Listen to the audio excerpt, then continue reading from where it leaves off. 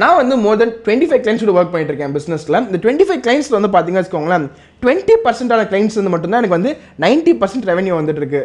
S, 20% client தான் வந்து அதிகமான பிஸ்னஸ் கொடுத்துட்டு இருக்காங்க எனக்கு. மற்ற கிளைண்ட்ஸில் வந்து பார்த்தீங்கன்னா ஏதோ ஒரு பிஸ்னஸ் தரணும்னு தராங்க. அப்போ யோசிச்சு பார்க்கும்போது ஒரு 20% கிளைண்ட்ல இருந்தால் பிஸ்னஸே க்ரோ ஆகிட்டு இருக்கு. 80% சும்மா தான் இருக்காங்க. அதனால் இந்த 20% ஃபோக்கஸ் பண்ண ஆரம்பித்தேன். என் பிஸ்னஸ் சூப்பராக க்ரோ ஆச்சு. இந்த லாக்கு பேர் வந்து பார்த்தீங்கன்னா வச்சுக்கோங்களேன் 80-20 பிரின்சிபல்னு சொல்கிறாங்க, இல்லைனா வந்து பெரட்டோஸ் பிரின்சிபல்னு சொல்கிறாங்க. இந்த பிரின்சிபலோட மீனிங் வந்து பார்த்தீங்கன்னா உங்களோட 80% result will come from 20% effort. அதே மாதிரி மீதி 80% எஃபர்ட் வந்து 20% தான் கொடுக்கும்.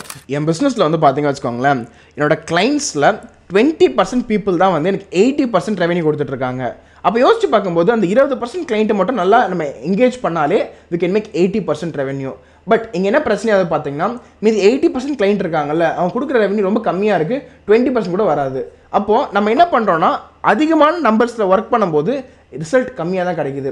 பட் கம்மியான நம்பர்ஸில் எஃபெக்டிவாக ஒர்க் பண்ணும்போது ரிசல்ட் அதிகமாக கிடைக்குது. இதை வந்து 80-20 லான்னு சொல்கிறாங்க, 80-20 பிரின்சிபல்னு சொல்கிறாங்க.